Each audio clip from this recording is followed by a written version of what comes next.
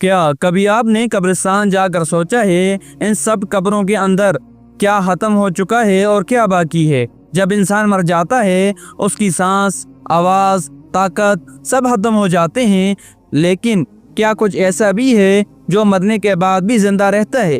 رسول اللہ صلی اللہ علیہ وآلہ وسلم نے ہمیں وہ راز بتایا ہے جو قبر میں روشنی بھی دے سکتا ہے اور اندھیرا بھی۔ حضرت ابو ہریرہ رضی اللہ تعالیٰ عنہ روایت کرتے ہیں کہ رسول اللہ صلی اللہ علیہ وآلہ وسلم نے فرمایا، جب انسان فوت ہو جاتا ہے تو اس کا عمل منقطع ہو جاتا ہے سوائے 3 چیزوں کے۔ نمبر 1 صدقہ جاریہ، نمبر 2 علم جس سے لوگ فائدہ اٹھائیں، نمبر 3 نیک اولاد جو اس کے لیے دعا کرے۔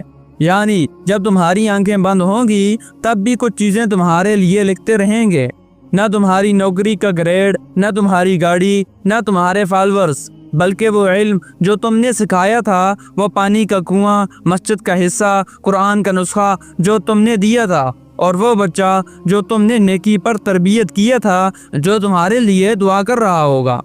کبھی آپ نے دیکھا ایک چھوٹا سا پرانا سا مدرسہ جہاں بچوں کو قرآن پڑھایا جا رہا ہوتا ہے اور دیوار پر ایک تختی لگی ہوتی ہے، یہ کمرہ فلاں صاحب کے صدقہ جاریہ سے تعمیر ہوا۔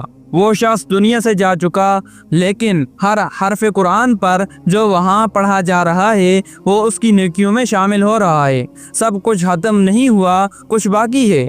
قرآن کہتا ہے ہم مردوں کو زندہ کرتے ہیں اور ہم لکھتے ہیں جو وہ آگے بھیجتے ہیں اور جو آثار وہ پیچھے چھوڑتے ہیں۔ سوچو اگر آج دنیا سے چلے جاؤ، کیا کچھ ایسا ہے جو تمہارے مرنے کے بعد بھی جاری رہے؟ کوئی صدقہ، کوئی علم، کوئی نیک تربیت والی اولاد؟ اگر جواب نہیں میں ہے تو آج ہی وقت ہے کچھ ایسا چھوڑ جانے کا جو موت کے بعد بھی ساتھ رہے۔ ایک عہد کرو، ایک اسلامی کتاب کسی کو دو، کسی کنویں یا مسجد کی تعمیر میں حصہ لو، اپنی اولاد کو دین سکھاؤ، قرآن، نماز، اخلاق، کیونکہ مرنے کے بعد نہ تمہاری انسٹاگرام ریلز ساتھ جائیں گی، نہ تمہاری پراپرٹی فائلز، بلکہ صدقہ، علم اور تربیت، یہی تمہاری ابدی کمائی ہے۔